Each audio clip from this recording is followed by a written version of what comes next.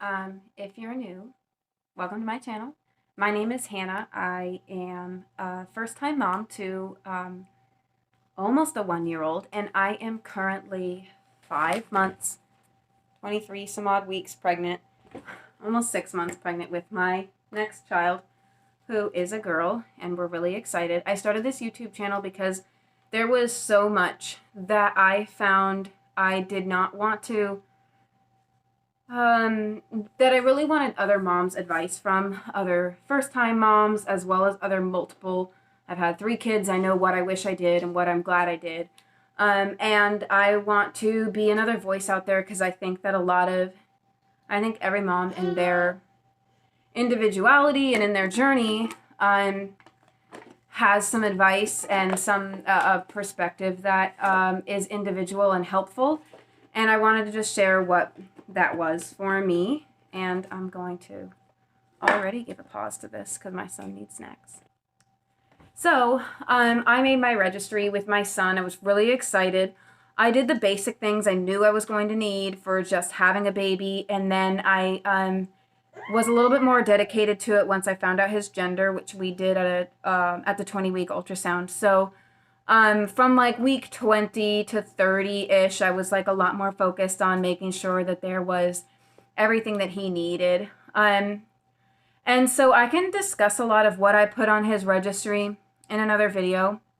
But right now I want to discuss, I know, you could tell I'm pregnant with a girl. I wanted to discuss what I put on my registry for my second baby. Now, when I have this baby, my children will be 16 months apart. So all of my son's toys, a lot of his clothes, a lot of his blankets and swaddles and pacifiers, a lot of what we got for him is going to continue to be utilized for my daughter. And that's something to be said. If you have 5 years in between your kids, if you have even 2-3 years in between your kids, you could lose a lot of this stuff, or you could donate it, or you could think you're not going to get pregnant, or you could give it to your sister who got pregnant and you might need to get it again. That's not my case, but especially if you're having your kids close together, or if you want your kids close together, stay tuned and watch what I've got because I think it's really helpful. So the first thing that I would consider is whether your children are the same or opposite genders. So if it's the same gender, obviously, and you kept a hold of your clothes, that's a real big blessing because you're not going to need so many clothes specifically. And you can utilize a lot of hand-me-downs, even if it says like little man, or if it says, you know, daddy's number 1 boy, or whatever it is. You know how they can be all cute and quirky. So that's something to think of. The second thing to consider, which I kind of am and I'm kind of not, but I can understand why, I think I just can't have this capacity, is what season your children are going to be born in. So my first child was born in January. So when he was 3 months old, doing like that 3 to 6 month clothing, it was like April to July. And it was relatively warmer here in Washington State. It doesn't really get super warm, but it was relatively warm. It wasn't the middle of December. It wasn't snowing. That's one thing to consider. So even if your children are really close together, you could have a whole bunch of 3 to 6 that are meant for winter time, and then you have your child in, you know, the beginning of January, and your 3 to 6 are all of a sudden in springtime, and that's something to consider. So different genders and different seasons. Those are the first things that I took into consideration. All of that aside, you might want to consider, I'm going through all my clothes and I'm going to hang them up. And I have something on my TikTok, Mommy Magic Mystery Tour, of how I made my own clothing dividers. So if you're interested in a DIY clothing divider where you don't have to read a blog about somebody's great aunt on Pinterest, then go to my TikTok and you can see how I made my own clothing dividers with some contact paper. Some of the things that I definitely will be getting is girl clothes. I'm keeping all of my clothes just in case we have a third, although it's not on our radar. So when you're shopping for clothes, there's a couple of different sections to think of. It's really easy to get caught up, especially when you're having a girl, and all of the really cute things. There are rompers. Some people don't like rompers because there's like a billion buttons you have to do from their ankle up to their booty. And I can understand that. It does get difficult. I think it's more difficult when they can roll over and crawl, and they're more independent. Like rompers are really annoying for like 6 months plus, but for the most part, they're not as annoying. They're just time consuming, and then your buttons are all off. The snaps can be all off. The other one is onesies. I really wanted to make sure that one of the best things that you can get, I'd say, are the long sleeve onesies. The long sleeve onesies are great because if you have short sleeve onesies, then you can just wear those. If you have short sleeve onesies and it's not ready for it, you can put a long sleeve like under onesie under it, and have even short sleeve things be more appropriate for the season, and you can maximize. It's just jammies, pants, onesies, under onesies, dresses for girls if you're like that. I try to really think about what my husband and I enjoy doing together, or what my husband and I like, what we both like. We both like Batman, we both like video games. So even like with my second child, it was more like, oh, I want these themed type onesies, not just because of her gender, but I could think more about how I would want to dress my kids. And so that was the biggest one.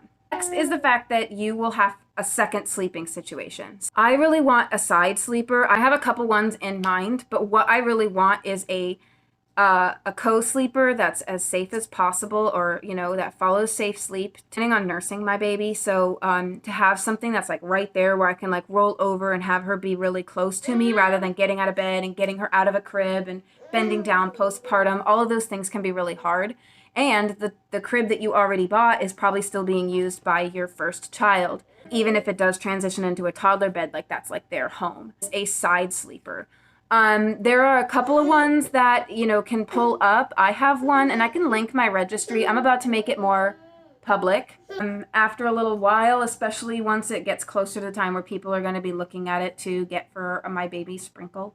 And I can link it down below, but definitely a second sleeping situation. A lot of people who do bassinets and then they transition to a crib. A lot of people are like, I don't want to buy two separate things. And so the first crib I had for my son was for moms, the number 4 moms. I thought it was stupid. Originally, I was like, this is such a great idea. I'm a first-time mom. What do I know? It had a bassinet that you kind of inserted to the top, and they could lay down in that. And then when they got too big and heavy, that bassinet came out, and then you could put them in the full-sized crib. There were 3 things that were stupid about it. First off, the crib and the bassinet shared the flooring, meaning that you could not just take the bassinet off and put them into the crib and then take them out of the crib and put them onto the bassinet. The bedding for the bassinet was part of the bedding for the crib. Secondarily, and that was just a pain in the booty, because then you had to take one out and zip it to the other thing. Not very cool. Secondarily, the 4 moms cribs, they really dumb sheets. It did have the bottom sheet. It had these straps, so instead of just securing it around like you would with a pack and play or a crib, they had 6 slots, 3 on each side of the bed, the head to foot area. And you'd have to slip the slide through the hole in the sheet, and then slip that same tab through the hole in the crib, and there was 6 of those to do. So if he had a blowout, if he puked, if it was just time to change the sheets, if I just did laundry, it took 20 minutes to set up instead of just like putting it on like you would with a pack and play or a crib. So I highly recommend not getting the 4 moms transitionary crib. Not great. Have a pull up to the side bed, co-sleeper on our registry, and we have that 4 moms crib if we need it for our daughter, but that's one thing to consider too. So you have the clothing and then you have the bedding. I hope you can hear over that. So I'm going to try to talk a little bit louder, which should be easier for me. The next thing that I have to consider is a double stroller. I bought a great stroller because it clicked. I had a car seat. I bought a car seat that clicked into the stroller. And then when you took the car seat part out of the stroller became a forward-facing, like, big boy stroller, which he loved because he loved seeing everything. I don't want to be in a situation where I have to have a second person in order to push both of my kids. And obviously that's what's up. So a double stroller, one that could fit, for me, like I said, I'm going to have a 16-month plus and then a newborn plus that it will need to fit in. So a double stroller is definitely my thing. The next note I have is not something to put on the registry. It's as a note to in like the baby sprinkle invitations or as a note to all of my invites and tell them. And I have to figure out a way, my mom is going to help me figure out a way to make it really kind, but say something along the lines of, my children are really close together. There's a lot that I already have from having a baby 16 months ago. If you want to buy me something that's not on this registry, please ask, my mom, or please ask my sister-in-law or the people who coordinate my baby shower, baby sprinkle, whatever.